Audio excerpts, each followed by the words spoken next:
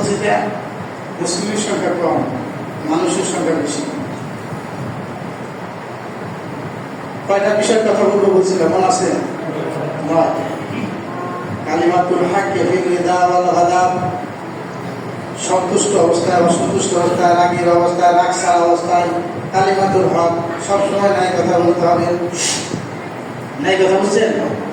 আপনি যখন রাগে থাকেন, ক্রোধান্বিত থাকেন, রাগান্বিত থাকেন, অথবা ভালো অবস্থায় থাকেন, স্বাভাবিক মধ্যে থাকেন, সব অবস্থায় কি বলেন? কালিমাতুল হক, হক কথা বলতে পারবেন। আপনি কি পারেন?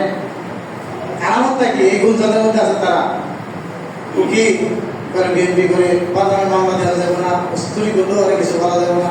তুই কি আওয়ামী লীগ, ক্ষমতায় আওয়ামী লীগ, দুনিয়ার সব আকার মামলা দেওয়া যাবে না। এটা কি কালিমাতুল হক হইল? সদা সর্ব অবস্থায় কালিমাতুল হক, হক কথা বলতে হবে। বলেন আপনারা? গরিব মানুষ পাইলে গালিগালাজ যত পারে, দুইটা চটকা নাম মারে, ওই অপরাধী যদি এই সমাজপতি করে, এই মেম্বারি করে, চেয়ারম্যানি করে, তাকে তো দুলাভাই ঠিক কথাই বলি আমরা, বলি না? যে কালিমাতুল হক হলো গরিব হলেও যে কথা বলবে অন্যায়ের জন্য, ধনীকে ওই কথা বলতে হবে। তাহলে আপনার মধ্যে তাকওয়া আসে। আপনার মার পেটের ভাই অপরাধ করলে যে কথাটা বলবেন, ওই প্রতিবেশী অপরাধ করলে ওই কথাটাই বলতে হবে। এটার নাম হইল কালিমাতুল হক। আপনি কি বলেন?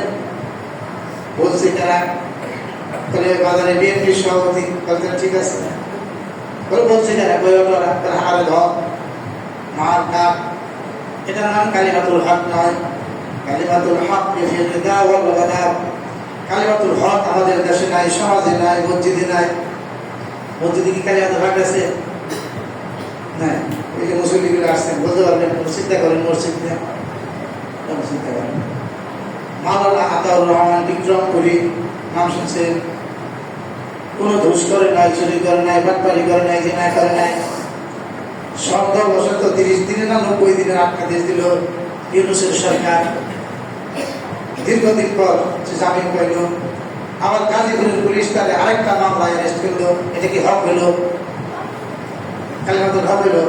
পুলিশ আমার সাথে শত্রুতা, আমার আছে, বাজারে গেলা ধরে নিয়ে গেল। কোথাও কালিমাতুল হক নাই, এই জন্য কোথাও মুত্তাকি নাই, এই জন্য কেউ জান্নাতে যাবে না। যতক্ষণ পর্যন্ত পাওয়ার থাকা সত্ত্বেও ইনসাফ কায়েম করতে না পারবেন, আদালত কায়েম করতে না পারবেন, সত্য কথা বলতে না পারবেন, ততক্ষণ পর্যন্ত মুত্তাকির গুণ আপনার মধ্যে আসবে না। পাওয়ার থাকা অবস্থায় হযরত আলী রাদিয়াল্লাহু আনহু একটা ঘটনা বলেছি, কতটুকু সত্য জানি না, তবে শিক্ষণীয় আছে। এক লোকের সাথে কুস্তিতে যুদ্ধক্ষেত্রে ধরেছেন, যুদ্ধক্ষেত্রে ধরে শরীর চালিয়ে দিলেন লোকের মধ্যে।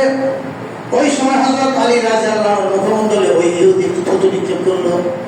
থুতু নিক্ষেপ করার সাথে সাথে হযরত আলী ওই ইহুদিকে ছেড়ে দিল। ওই ইহুদি বলল, ভাই তুমি তো আমাকে হত্যা করার কথা, আমি ছাড়লা কেন? আমি তোমাকে যখন প্রথমবার হত্যা করতাম আল্লাহর জন্য, আল্লাহর দুশমন এই জন্য, তুমি যখন আমার মুখে থুতু দিলে তখন তোমার মুখে এত গুসা হইল, এত রাগ হইল। এখন যদি আমি তোমাকে হত্যা করি তাহলে আমি আমার রাগের কারণে তোমাকে হত্যা করবো, এই জন্য আমি তোমাকে ছেড়ে দিলাম। এটার নাম হলো কালিমাতুল হক। বুঝতে পারছেন? বনু খুজাইরা গোত্রের এক সম্ভ্রান্ত নারী চুরি করলো। চুরি করার পরে রাসূলের কাছে সুপারিশ পাঠাইলো, বলে ইয়া রাসূলুল্লাহ, এই মহিলাটা অনেক সম্ভ্রান্ত, এর যদি আপনি হাত কেটে দেন তাহলে বিশৃঙ্খলা হইতে পারে। আল্লাহ রাসূল শোনার পরে অগ্নি শর্মা হয়ে গেল, রাগে তার মুখমণ্ডল লাল হয়ে গেল। আল্লাহ রাসূল মেম্বারে দাঁড়িয়ে ভাষণ দিলেন, এই শোনা, আমার কন্যা ফাতিমা যদি চুরি করতো, আল্লাহর কসম আমিও তার হাত কেটে দিতাম। আপনি কি পারেন? এই মাধ্যমে পারে, এই নাম্বার চালাতে পারে। এটার নাম হলো কালিমাতুল হক। ওমর ইবনে খাত্তাব রাদিয়াল্লাহু আনহু তার ছেলে জিনার অপরাধী হলো, জিনার অপরাধী হলে 100 টাকা মারতে হয়।